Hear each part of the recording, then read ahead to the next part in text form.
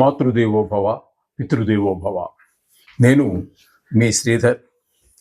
నా నెంబర్ 9295909819.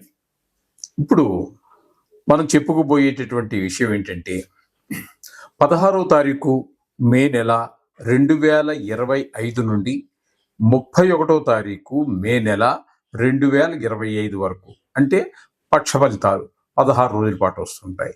పక్షం అంటే నెలలో సగభాగం అని అర్థము. 31 రోజులు మనం సగంగా విభజించలేము కాబట్టి 15 రోజులు వస్తే మొదటి పూర్వపక్షం, రెండో పక్షం పరపక్షం వచ్చి మీకు 16 రోజులు వస్తుంటుంది. ఆ విధంగా ఈ రెండో పక్షం యొక్క మే నెల రెండో పక్షంలో జరగబోయేటటువంటి ఏ రాశుల వారికి ఏమేమి జరగబోతుంది అనేటటువంటిది సశాస్త్రీయమైన పద్ధతిలో తెలుసుకునే ప్రయత్నం చేద్దాము. ఇందులో నా కవిత్వం కానీ నా పైత్యం కానీ ఏమి ఉండదండి. అలాగని మిమ్మల్ని భయభ్రాంతులు చేసేది ఉండదు. మిమ్మల్ని ఊరికే లేనిపోనివి ఏవో ఆశలు కల్పించేసి వాటి మీద మిమ్మల్ని తర్వాత ఆశలు నెరవేరక మనసు నీరుగారిపోయేటువంటి పరిస్థితులు కూడా ఏమీ సంబంధం లేదండి.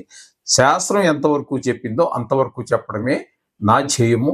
ఇక ముందు కూడా అలాగే జరుగుతుంది. దీంట్లో నా ప్రమేయం అంటూ ఏమీ ఉండదండి. వృషభ రాశి వారికి 16వ తారీఖు మే నెల 2025 నుండి 31వ తారీఖు 5వ నెల 2025 వరకు గోచార ఫలితాలు ఏ విధంగా ఉంటాయనేది సశాస్త్రీయమైన పద్ధతిలో మనం తెలుసుకునేటటువంటి ప్రయత్నం చేద్దాం. ముఖ్యంగా ఈ 16 రోజులలో ఈ పక్ష ఫలితాలు చెప్పుకునేటట్టు ఈ 16 రోజుల్లో కొన్ని ముఖ్యమైన అంశాలు ఉన్నాయి. అవి ఒక్కసారి తెలుసుకునే ప్రయత్నం చేద్దాం. 16వ తారీఖున సంకష్ట చతుర్థి అంటారు. దాన్ని సంకటహర చతుర్థి అని కూడా అంటారు. ఆ రెండు పేర్లు ఒకదానికే సంబంధము. అది వినాయకుడికి, విఘ్నేశ్వరుడికి చేసేటటువంటి పూజ నెలలో ఒకరోజు వస్తుంది. ఆ రోజున మీరు చేసినట్టయితే మీకున్న కష్టాలు తొలగిపోవటానికి నవగ్రహ మంత్రాలతో పాటు దీన్ని కూడా చేసుకోవటం వల్ల మీకు మంచి ఫలితం వచ్చేటువంటి అవకాశం ఉంటుంది. అట్లాగే ఈ ఏలినాటి శని కానీ, అర్ధాష్టమ శని కానీ, అష్టమ శని కానీ ఉన్నటువంటి వారు, లేదా జాతకరీత్యా కూడా శని బాగా లేనటువంటి వారికి కూడా 22వ తారీఖున వచ్చేటటువంటి హనుమ జయంతి, ఈ హనుమంతుడి యొక్క చరిత్ర కూడా, లేదా సుందరాకాండ పారాయణ కానీ, ఇవన్నీ శని భగవాన్ యొక్క దుష్ప్రభావం నుంచి బయటపడడానికి అది ఒక మార్గంగా కూడా పెద్దలు చెప్పడం జరిగింది. అంచేత అది కూడా మీరు పాటించవచ్చు. అలాగే మాస శివరాత్రి 25వ తారీఖున వస్తుందండి. ఆ మాస శివరాత్రి రోజున ఈశ్వరుడికి అభిషేకం చేసుకోవటం, లేదా ఆ ఈశ్వరుడికి సంబంధించినటువంటివి అన్ని సంకల్పంలో మాత్రం సకల దోష పరిహారార్థం లేదా నవగ్రహ దోష పరిహారార్థం అని చెప్పి సంకల్పం చెప్పుకొని ఆ ఈశ్వరుడికి సంబంధించినటువంటి చదువుకోవడం ద్వారా కూడా మనం ఈ నవగ్రహాల యొక్క దుష్ప్రభావాల నుంచి బయటపడేటటువంటి అవకాశం ఉన్నదండి. అంచేత ఇప్పుడు మనం వృషభ రాశి గురించి చెప్పుకుంటున్నాము. ఈ వృషభ రాశికి రవి యొక్క సంక్రమణం జరిగిపోయింది 13వ తారీఖునే. అయితే రవి యొక్క స్థితి జన్మంలో జరుగుతున్నది. రవి యొక్క జన్మంలో సంచారం అంటే రాశిలోనే వృషభ రాశిలో సంచారం వల్ల వృషభ రాశి వారికి ఈ ఉపయోగకరమైనటువంటి ఫలితాలు ఇవ్వజాలడు. అంచేత ప్రవర్తనలో తేడా ఉండటము, ఆరోగ్యంలో కొంచెం దెబ్బతీయటము, ఇట్లాగే మన ఆలోచన విధానం కూడా కొంచెం బాగుండదు, ప్రవర్తనలో కూడా కొంచెం మార్పులు వచ్చేటటువంటి అవకాశం ఉంటుంది. పూర్వకాలంలో ఇంతకు ముందు ఏదైనా అలవాట్లు ఉన్నట్టయితే అటు పక్కకి ఆకర్షించబడేటటువంటి అవకాశం ఉంటుంది. వాటి నుంచి కూడా మీరు తప్పుకోవడానికే ప్రయత్నం చేయండి, ఆకర్షింపబడడానికి ప్రయత్నం చేయకండి. ఈ విధమైన ఫలితాలన్నీ కూడా రవి యొక్క జన్మంలో సంచారం వల్ల కలుగుతుంది. అట్లాగే బుధుని యొక్క సంచారం కూడా పాక్షికంగా, అంటే బుధుని యొక్క సంచారము 20వ తారీఖు వరకు, 16 నుండి 20వ తారీఖు వరకు మీకు వ్యయస్థానంలో సంచారం జరుగుతోంది. తదుపరి 21 నుండి జన్మంలో అంటే వృషభంలో సంచారం జరుగుతోంది. ఈ వృషభంలో సంచారం మీకు వ్యయస్థానంలో కానీ లేదా జన్మంలో కానీ బుధుని యొక్క సంచారం కూడా శుభ ఫలితములు ఇవ్వజాలదు. వ్యయంలో ఉన్నప్పుడు ధనం యొక్క ఖర్చు ఎక్కువ అయిపోవటము, ఆరోగ్యంలో విషయాల్లో కూడా కొంచెం దెబ్బతీసేటువంటి అవకాశం ఉంటుంది. ఇక్కడ ముఖ్యంగా జన్మంలో సంచారం వల్ల ఆ గాయాలు తగలటము, ప్రవర్తనలో తేడా రావటము, చెడు వైపు ఆకర్షితులవడం జరుగుతూ ఉంటుంది. దాని నుంచి కూడా మీరు ప్రయత్నం మీద దాని నుంచి బయటికి రావాలి. అట్లాగే బుధుని స్మరించుకోవటం కూడా మనకి ఒక చక్కటి పరిహారం. అలాగే ద్వితీయ స్థానంలో గురువు యొక్క సంచారం జరుగుతోందండి. ద్వితీయంలో గురువు యొక్క సంచారం చక్కటి ఫలితాలన్నీ వస్తాయి. ముఖ్యంగా కుటుంబం మీద, పిల్లలందరూ కొంచెం బాగా చదువుకోవటం, లేకపోతే ఆడుకోవటం, కొంచెం ఆరోగ్యంగా ఉండటం లాంటివి చూపిస్తే, ఇక ధన విషయంలో రాబడి పెరిగేటువంటి అవకాశం ఉంటుంది. మాటలో ఒక సహృదయతతో మాట్లాడడం అందరితోటి, వాళ్ళు దానికి మిమ్మల్ని వాళ్ళు మెచ్చుకోవటం, ఇట్లాంటివన్నీ జరిగే అవకాశం మనకి ద్వితీయ స్థానంలో గురువు యొక్క సంచారం వల్ల జరుగుతుంది. ఇక తృతీయంలో కనుక మనం తీసుకున్నట్టయితే కుజుని యొక్క సంచారం, తృతీయంలో కుజుని యొక్క సంచారం చాలా చక్కటి ఫలితాలు ఇస్తుందండి.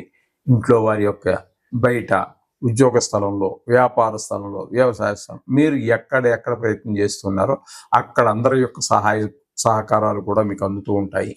తద్వారా ఆదాయం పెరిగే అవకాశం ఉంటుంది. లేదా ఆదాయం పెరగకపోయినప్పటికీ కూడా మనకి ఆహ్లాదకరమైనటువంటి పరిస్థితి ఉంటుంది. అన్ని చోట్ల మనతో చక్కగా మాట్లాడుతుంటే ఆహ్లాదం ఉండదండి. కొంచెం అందరూ మొహాలు మార్చుకుని మాట్లాడుతున్నారు అనుకోండి, మనకి అంత ఆహ్లాదకరంగా ఉండదు మన జీవితం. ఆ విధంగా కుజుడు మనకి చాలా చక్కటి ఫలితాన్ని ఇస్తుంటాడు. అదే మనసా వాచా కర్మణ, కొన్ని వాళ్ళు చేసే సహాయం ఆర్థికంగా కూడా మీరు అది కావాలని అడిగితే డబ్బులు ఇవ్వడానికి కూడా కొంతమంది రెడీగా ఉంటారు. మాట సాయం చేసేవారు కొంతమంది ఉంటారు. ఆర్థికంగా అట్లా మనసా వాచా కర్మణ అన్ని రకాలుగా సహాయపడే వాళ్ళు ద్వారా మీకు కుజుడు చాలా చక్కటి ఫలితాలు ఇస్తాడు. ఇకపోతే కేతు యొక్క సంచారం కనుక మనం తీసుకున్నట్టయితే పంచమ చతుర్థ స్థానాలలో జరుగుతోంది. ముఖ్యంగా ఒక్కరోజు మాటకేం తీసి పక్కన పెట్టినట్టయితే 17వ తారీఖు నుంచి నెల ఆఖరి వరకు కూడా చతుర్థ స్థానంలో కేతు సంచారం శుభప్రదమైనటువంటి ఫలితాలు అయితే ఉండవండి. తల్లి గారికి కానీ, ఆ వయసు ఉన్నటువంటి వారికి కానీ కొంచెం అనారోగ్యం చేసే అవకాశం ఉండొచ్చు. అలాగే తల్లిగారితో మీకున్నటువంటి అనుబంధాన్ని మీరు ప్రదర్శించలేకపోవచ్చు, ఆప్యాయతను ప్రదర్శించలేకపోవచ్చు, తల్లిగారి మీద మీకున్నటువంటి ఆ ప్రేమను ప్రదర్శించలేకపోవచ్చు. అట్లాగే ఆవిడ కూడా మీకు మీద ప్రేమను ప్రదర్శించలేకపోవచ్చు. ఈ విధంగా కేతు యొక్క సంచారం వల్ల జరుగుతూ ఉంటుంది. అలాగే ఇంటికి సంబంధించి, గృహానికి సంబంధించి ఇట్లాంటివి ఏమైనా ఉన్నట్టయితే వాటి నుంచి మీరు కొంచెం రిపేర్లు ఏవో చేయాలనుకున్నా కూడా చేయలేనటువంటి పరిస్థితి, అమ్మాలనుకుంటే అమ్మలేనటువంటి పరిస్థితి. ముఖ్యంగా 4వ స్థానంలో కేతు సంచారం వల్ల రియల్ ఎస్టేట్ వ్యాపారం చేసేటటువంటి వారికి అనుకూలమైన ఫలితాలు అయితే రావండి. వారికి ఈ వారం ఈ పక్షం రోజులు కూడా కొంచెం కష్టమైన పక్షంగానే మనం చెప్పుకోవాల్సి ఉంటుంది. ఇకపోతే వీరికి దశమ స్థానంలో రాహు యొక్క సంచారం ఒక్కరోజు మాత్రం ఏకాదశంలో జరుగుతుంది. దాని గురించి పెద్దగా మనం ఒక్కరోజు గురించి, అది కూడా రాశి ఫలితాలు కాబట్టి అంతగా పెద్ద పట్టించుకోవాల్సిన పని లేదు.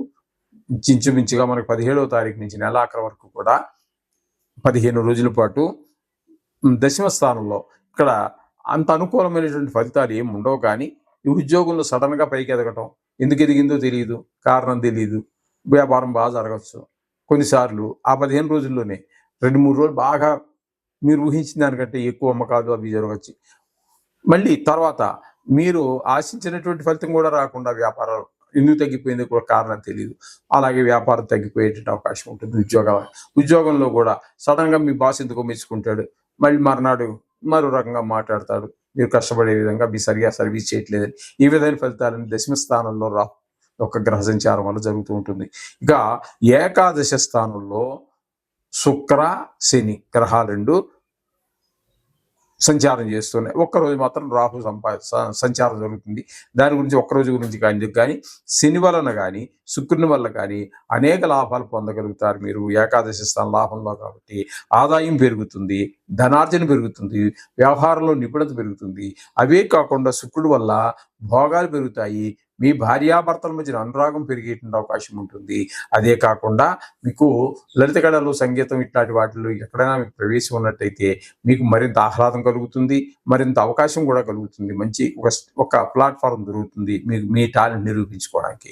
ఏ విధమైన ఫలితాలన్నీ శుక్రుడు వల్ల కూడా కలుగుతూ ఉంటాయి. సినిమా రంగంలో వారికి, టీవీ రంగంలో వారికి, అలాగే షేర్ మార్కెట్లో పెట్టుబడి పెట్టేటటువంటి వారికి, ఈ సోషల్ మీడియాలో ఉన్నటువంటి వారికి కూడా శుక్రుడు చాలా అనుకూలమైనటువంటి ఏకాదశి స్థానంలోను, అందులో ఉచ్చ స్థానం కాబట్టి చక్కటి ఫలితాలన్నీ ఇచ్చే అవకాశం ఉన్నది.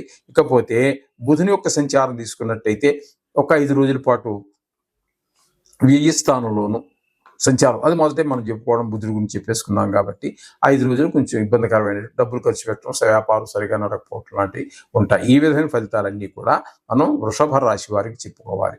మొత్తంగా చెప్పుకోవాలి అన్నట్టయితే ఈ వృషభ రాశి వారికి గురువు, శుక్రుడు అనుకూలంగా ఉన్నారు. శని, శుక్రుడు 4 గ్రహాలు అనుకూలంగా ఉన్నాయి కాబట్టి ఈ చెప్పాలంటే 4 గ్రహాల అనుకూలత అనేది ఒక మంచి అవకాశంగానే మనం భావించుకోవచ్చు. వీరికి ఏదైనప్పటికీ కొన్ని గ్రహాల ప్రతికూలత ఉండనే ఉంటుంది కాబట్టి వారికి మీరు నవగ్రహ మంత్రాలు అవి చెప్పుకోండి. ఇప్పుడు మనం చెప్పాం కాబట్టి ఇబ్బందులు, వాటిలో మనం చెప్పిన దాంట్లో కొన్ని మీరు అంటే అన్నిటికీ ప్రార్థనే కారణం కాకుండా, ఇప్పుడు ధనం ఎక్కువ ఖర్చు అవుతుంది అన్నాం అనుకోండి, ఆ ధనాన్ని కొంచెం అదుపుగా ఖర్చు పెట్టుకోవటం, ఇట్లాంటివి కూడా చేసినట్టయితే చాలా మంచి అవకాశాలు మీకు కొన్ని ఇబ్బందుల నుంచి బయటపడేటువంటి అవకాశం ఉంటుంది. శుభం భూయాత్.